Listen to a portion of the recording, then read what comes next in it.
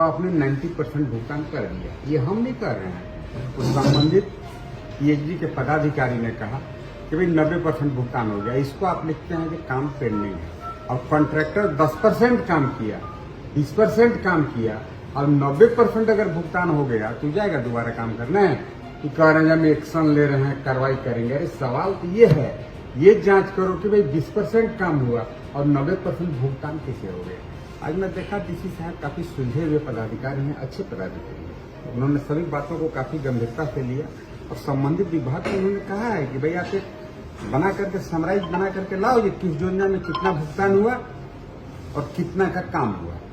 अगर 20% काम हुआ, 90% भुगतान हो गया तो दोबारा सीधा टर्नअप नहीं होगा। आज वही परिस्थिति गढ़वा विधानसभा में है और पूरे राज्य में भी इसी तरह का लूट हुआ होगा, हमको नहीं मालूम। चर्चा बहुत होता है कि भाई ईडी आया, मंत्री तत्कालीन उन दिनों के क्या सेवा में श्रीमान मिथिलेश ठाकुर जी मंत्री हुआ करते थे। 5200 करोड़ रुपये का घोटाला हुआ है। ये मेरा आंकड़ा नहीं है, ईडी ने कहा कि भाई 5200 करोड़ रुपये का घोटाला जल जीवन मिशन में हुआ है और उसके लिए अगर कोई मेन जिम्मेवार पर्सन है तो यहाँ के पूर्व मंत्री जी। अब मंत्री जी पहलवानी करत चल रहे हैं, पैसा लूटियों को सोच रहे हैं जब बच जाएंगे तो खैर हंसी के माई कई दिन जीतिया मनाए।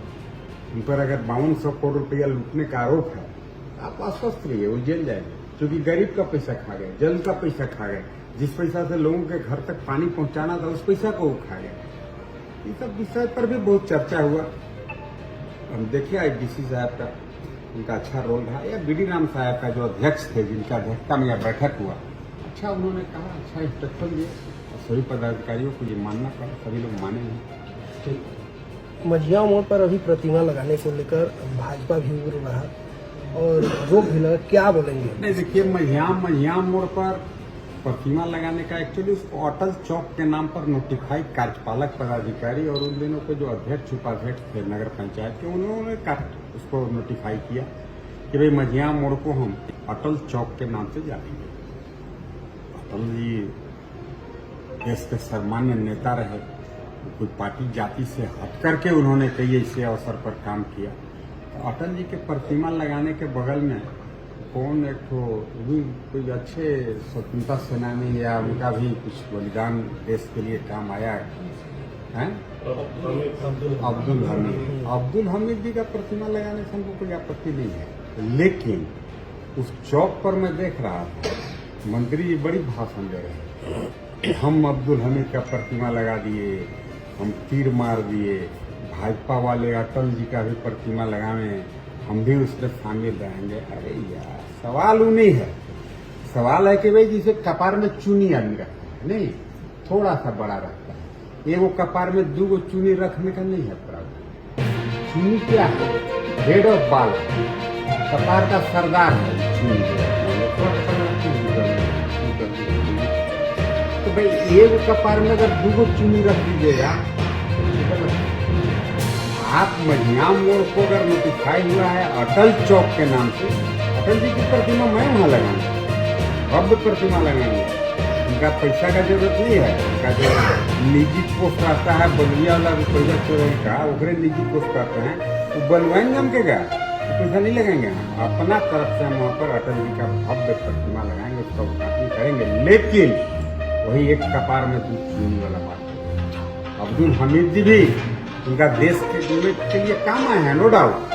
लेकिन जब ऑलरेडी अटल जी के नाम पर नोटिफाई हो गया, उन्होंने अटल जी को नीचा दिखाने के लिए, जो भारत रत्न से सम्मानित नेता हैं, उनको नीचा दिखाने के लिए वहाँ पर अब्दुल हमीद की प्रतिमा लगा करके उन्होंने अटल जी के पद को गिराने का प्रयास किया। लेकिन अटल जी वो महान हस्ती हैं, वहाँ पर प्रतिमा का अनावरण होगा और वो चाहते हैं कि इसका नाम अब्दुल हमीद चौक हो जाए, नहीं होगा, लोग उसे अटल चौक के ही नाम से जाने।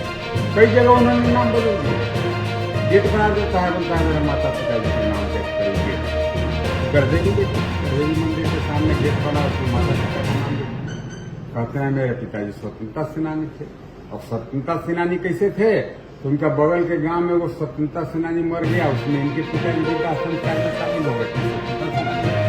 तो यही नौकरी करते थे भाई, उनको बताना चाहिए देश आजादी के समय उनका कितना एज था, फिर किस लड़ाई में उनकी संलिप्तता है। और मैं दावे के साथ कहता हूँ स्वतंत्रता सेनानी का लिस्ट है झारखंड और बिहार का, पूरे लिस्ट में कहीं उनके पिताजी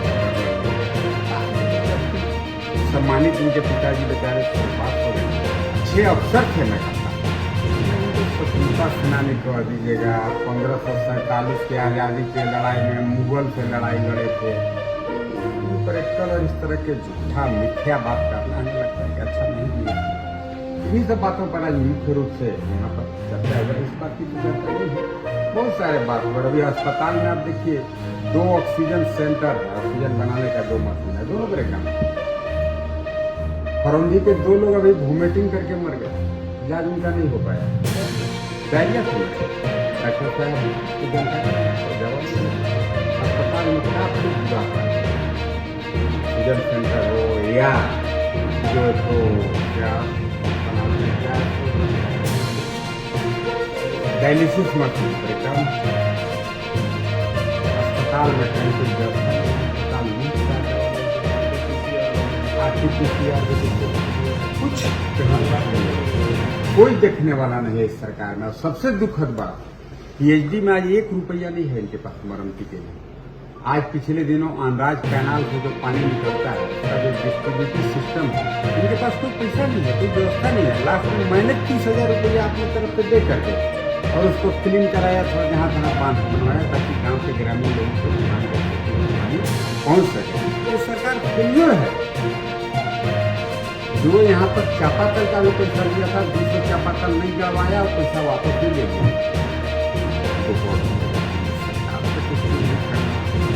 ठीक नहीं है, सभी पदाधिकारियों ने सरेंडर किया तो उनको पैसा नहीं कर दिया। पीएमजीएसवाई का देखिए, यहाँ पर 250 रोड सेंक्शन होकर के यहाँ से यूटिलाइजेशन सर्टिफिकेट नहीं भेज रहा है लोग। उसी के चलते सारे रोड का टेंडर प्रक्रिया बंद है, पैसा केंद्र दे नहीं रहा है। अभी देखिए जल जीवन मिशन का इनका बोलता है कि हमको केंद्र 5,000 करोड़ रुपया नहीं दिया। क्यों दिया यार? पहले का जो पैसा दिया उसका तो हिसाब देना पड़ेगा। उसके चलते आज पूरा झारखंड लाचार है।